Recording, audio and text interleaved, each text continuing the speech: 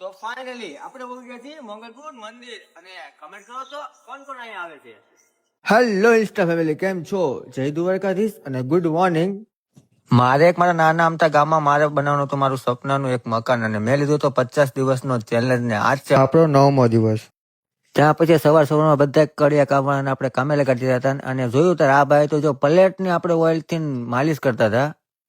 અને ત્યાં પછી કડિયા કામવાળાએ કામ પણ શરૂ કરી નાખ્યું, અને જ્યાં જ્યાં આપણે ડીમ આવતો ત્યાં આપણે પ્લેટ મૂકવાની હતી, આજે આ બધી પ્લેટ આપણે પૂરી કરવાની હતી. મેં કહી દીધું કે આ બધી આજે પૂરી થઈ જવી પડે.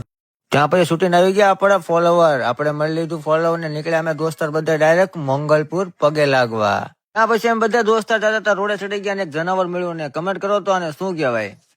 ત્યાં પછી અમે પહોંચી ગયા ડાયરેક્ટ બરવાળા. ત્યાં પછી આપણે ફાઇનલી પહોંચી ગયા મંગલપુર, અને કમેન્ટ જરા કરી નાખો તો જય મેરડીમાં એમ. તો આપણે ગાડી કરી નાખી પાર્કિંગ ને ત્યાં પછી અમારા દોસ્તાર બધા નીકળ્યા અને મળી ગયા આપણને બાપુને મેં કીધું જય મેરડીમાં. તે મેં પછી દર્શન કરી નાખ્યા મેરડીમાં ના, અને હું અહીંયા જોવા લાગ્યો. અને બધાનું કેવું એવું છે કે જે અહીંયા ફોટા મૂકી એની મનોકામના પૂરું થઈ જાય. શું સાચું છે? મેં કીધું ના, કાયદેસર સાચું છે. અને કમેન્ટ કરી નાખો જય મેરડીમાં. ધોરાવાળી મેરડીમાંની જય. ત્યાં પછી પ્રસાદી લઈને નીકળ્યા અમે બધા દોસ્તાર ઘર તરફ.